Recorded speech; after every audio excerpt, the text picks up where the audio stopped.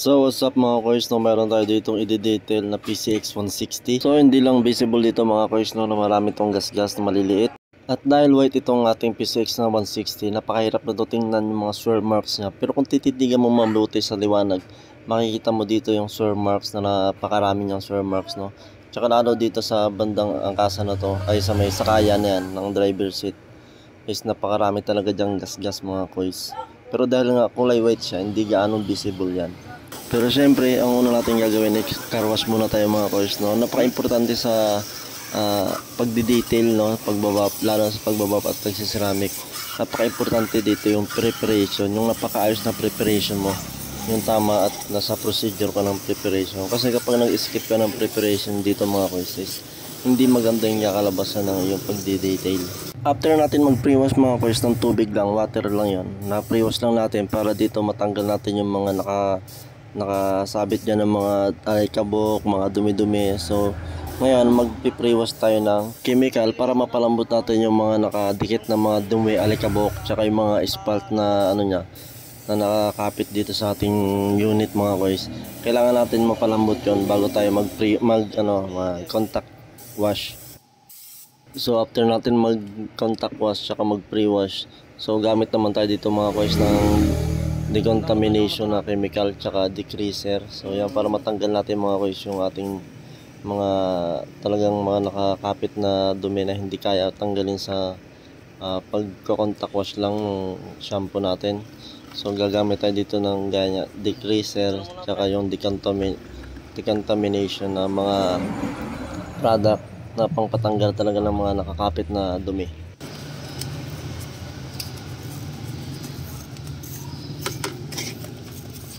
Ano naman to? Pampakintab? Panglinis? Panglinis yan.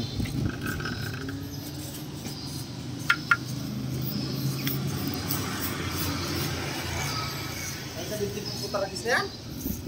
Tapang to. Handa mo yung So dito naman mga koys, no, magamit tayo dito ang clay bar, no. Isa to sa pinaka-importante yung product na kailangan natin gamitin sa fairings.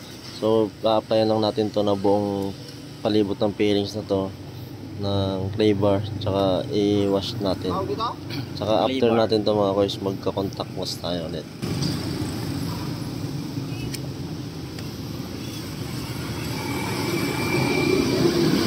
Terus ganda pelapan.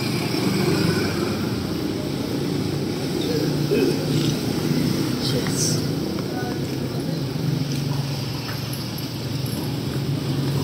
So after natin mag-preparation mga koys, no, pakatuin lang natin yung ating unit, tapos magbabapping na tayo mga koys. So kailangan natin ma-achieve dito yung glossy na effects mga koys, no, sa pagbabapping natin. After na to, tsaka tayo mag-apply ng ceramic.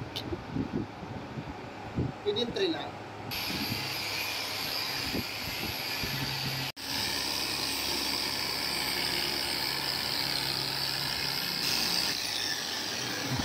Ha? Ano pa ubus ng leaders? Busin natin yan.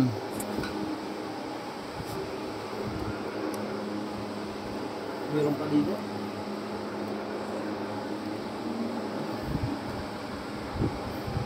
Bagay. Diba nga, no? Hindi makita dito sa video. Ayaw kita. Ayan.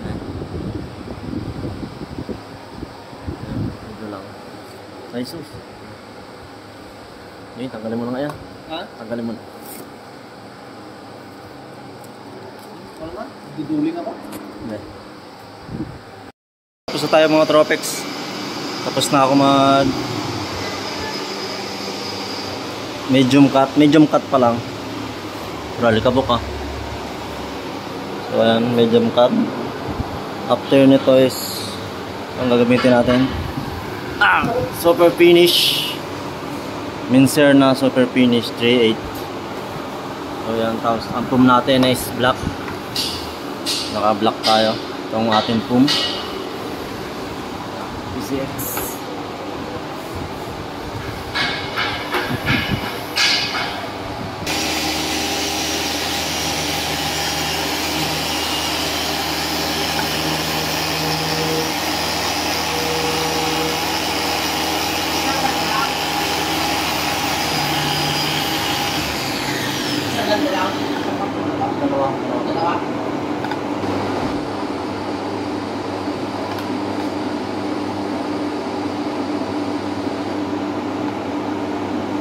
So after natin mag-finish ng mga pairings mga guys, no, ito naman ang ginawa natin. Itong visor niya, napakarami nitong gas-gas, tsaka medyo napaka-faded na talaga ng kulay niya.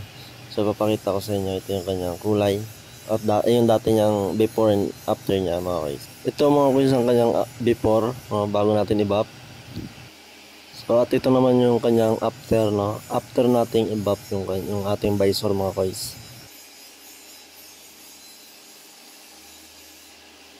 Parang bago ulit. Napakaangas. So this is the last part, no. Ito na yung ating pag-apply ng ating ceramic coating. Itong ceramic coating mga guys, ito yung magpoprotekta ng ating binap. Kasi sa pag-buffing natin, pinanipis natin yung pintura niya, no. Yung ating coat, pinanipis natin. So ito yung apply natin. Ito yung coating na magpapakapal, no. Tsaka magpapanatili ng glossy effect ng ating unit sa mahabang panahon, no? Kasi ito tumatagal to mga guys ng halos 5 years kung marunong ka mag-alaga ng ating coating mga guys. Ito na lang mga guys, thank you, peace out.